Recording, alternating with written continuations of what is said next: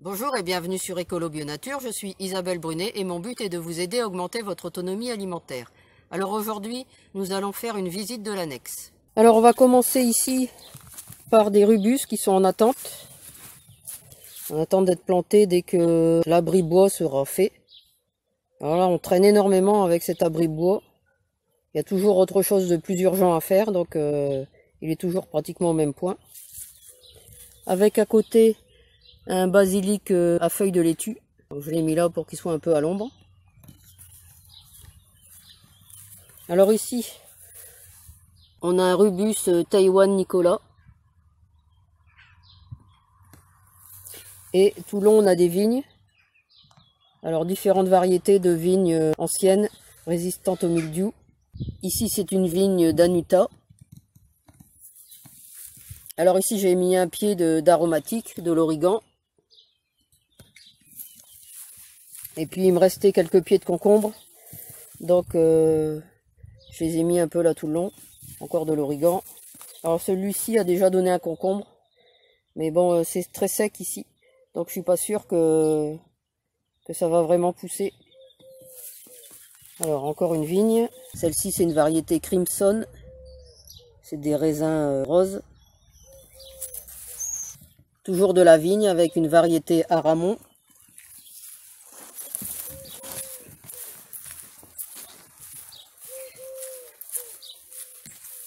Et ici un muscat polonais. Alors le prunier est bien chargé cette année. C'est des Reine Claude.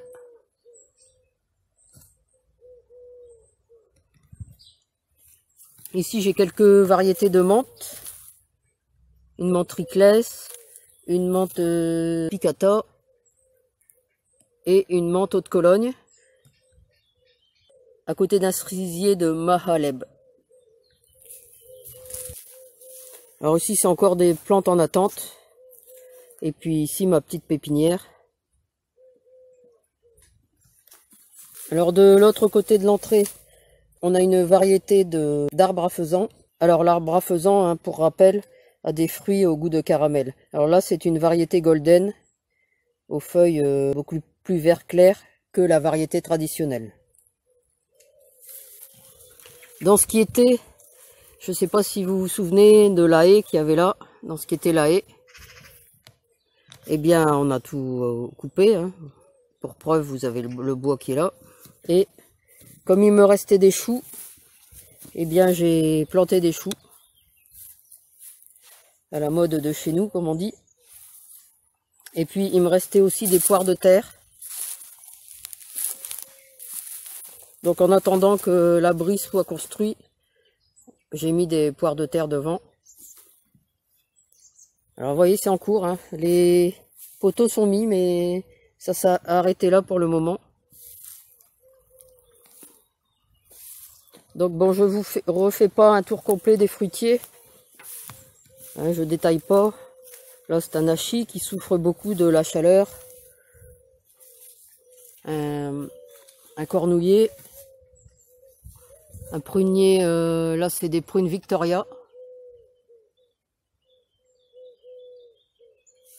Bon, les cassissiers, là-bas les groseilliers et les framboisiers. Alors encore de la vigne, là c'est une variété Villard Blanc.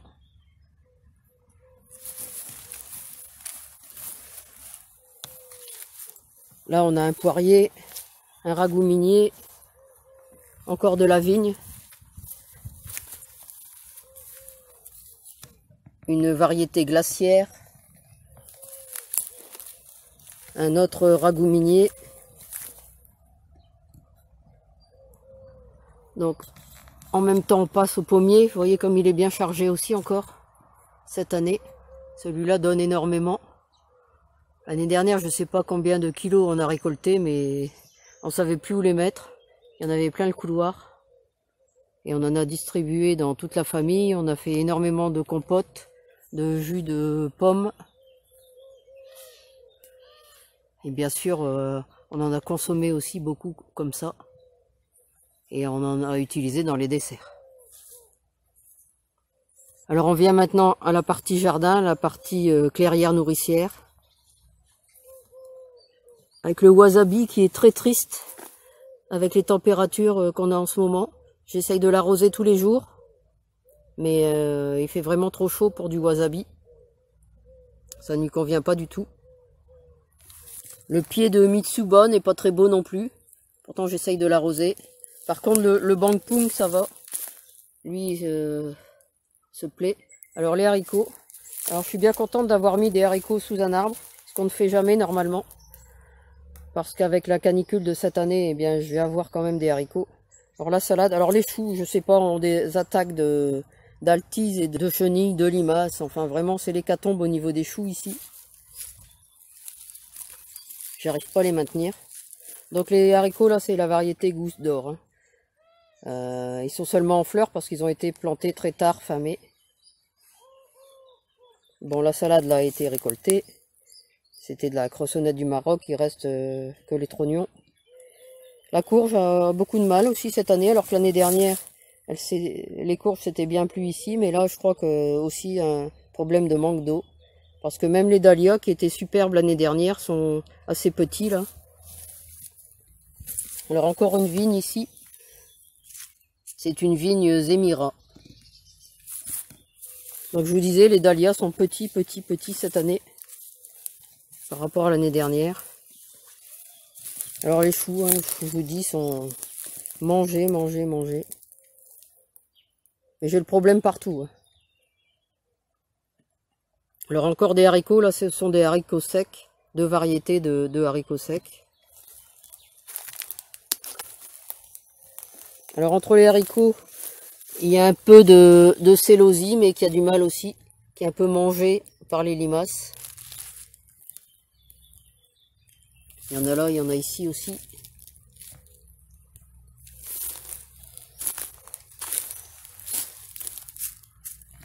Et un petit pied ici. Donc je vous disais deux variétés de haricots secs. Alors des haricots rouges. Là. Et ici. Ce sont des haricots à grains nains cocagne.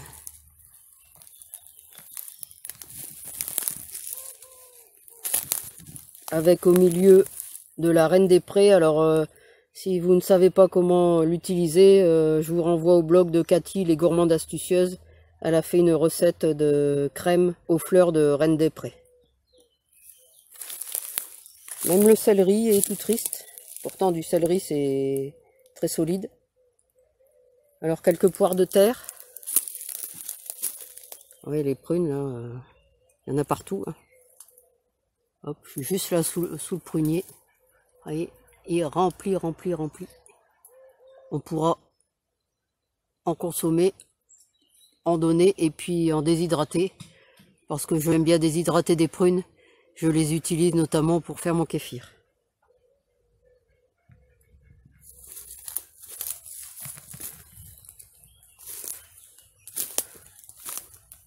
Alors ici, bah, les salades ont été récoltées. Hein. Je dois juste enlever les trognons. Il en reste deux là, les deux dernières. Ici, on a des courges. Encore de la reine des prés. Voilà. Reine des prés en fleurs. Je vais pouvoir surveiller les graines, je vais pouvoir en récolter. Alors la reine des prés, ça peut remplacer l'aspirine. Hein. Pour ça, on utilise les feuilles. Un tournesol, les pommes de terre. Alors vous voyez, le matin, c'est... Bon là, il est 8h15, 8h20 par là. Et donc, vous voyez, le matin, c'est encore bien à l'ombre. Dans cette clairière nourricière. Alors encore une courge qui est là. Ici, on a un croque-pou. C'est-à-dire un groseillier à maquereau. Là, on a du pâtisson. Pâtisson orange. Enfin jaune. Plutôt ceux-là. Pâtissons orange sont de l'autre côté, là c'est une variété jaune.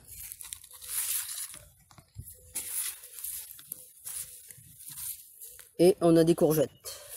Alors là c'est courgettes rondes. Là, courgettes jaunes. Ici, des courgettes vertes maraîchères, avec une à récolter dans le bas là. J'aime pas les grosses courgettes, donc on les cueille petits. Alors là, une courge avec, bon là la fleur est fanée, mais c'était une fleur blanche, c'est assez rare dans les courges.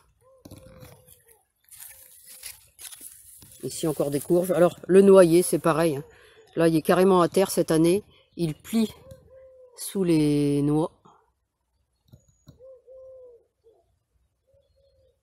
Et on va encore en récolter des kilos et des kilos. Alors ça c'est pareil, hein, on en consomme beaucoup. Que ce soit comme ça, nature, ou alors dans les gâteaux, dans les salades. Vous faites une simple salade et puis dans votre vinaigrette, vous mixez quelques noix. C'est super bon aussi. Alors dans le pain, hein, en faisant du pain aux noix, et dans tout un tas de pâtisseries, de desserts divers et variés. Et puis surtout nature.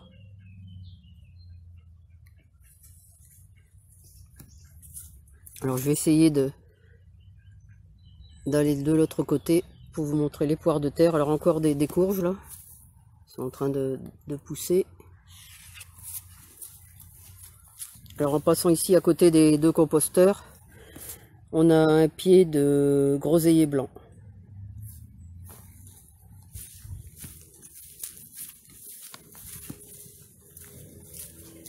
Alors au pied du noyer, il y a une ronce qui doit monter comme ça tout le long sur cette structure.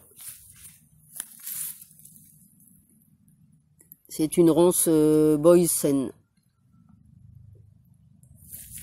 et une fougère qu'on a installée là aussi. Par contre, je ne vois pas l'étiquette, donc je ne vous dirai pas le nom. Normalement, il y a son étiquette. Enfin, dans des vidéos précédentes, j'ai dû vous donner le nom, donc vous pouvez le retrouver dans d'anciennes vidéos. Alors en passant près du pommier, là, vous avez une vigne Isabelle. C'est ce qu'on appelle aussi la framboisine. C'est une vigne dont les raisins ont un goût un peu de framboise. Alors je passe sous le pommier, là, hein. Là on voit bien. Vous voyez comme il est chargé.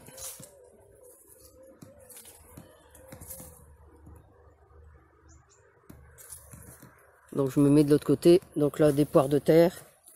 Et ici aussi elles sont plus belles, elles sont plus grandes.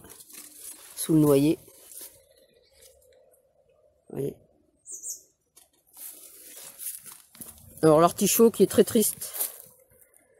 Il était si beau l'année dernière et là je ne sais pas ce qu'il a cette année. Il est en train de disparaître. Alors là, vous voyez, quelques courges.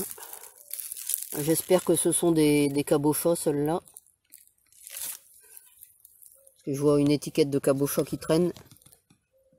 Alors, ce problème avec les étiquettes, c'est que les oiseaux ont tendance à les enlever. Donc après, on a du mal à s'y retrouver. Il faut attendre que la plante ait poussé et fructifié pour pouvoir s'y retrouver. Voilà, c'est tout pour cette petite vidéo sur l'annexe. J'espère qu'elle vous aura intéressé.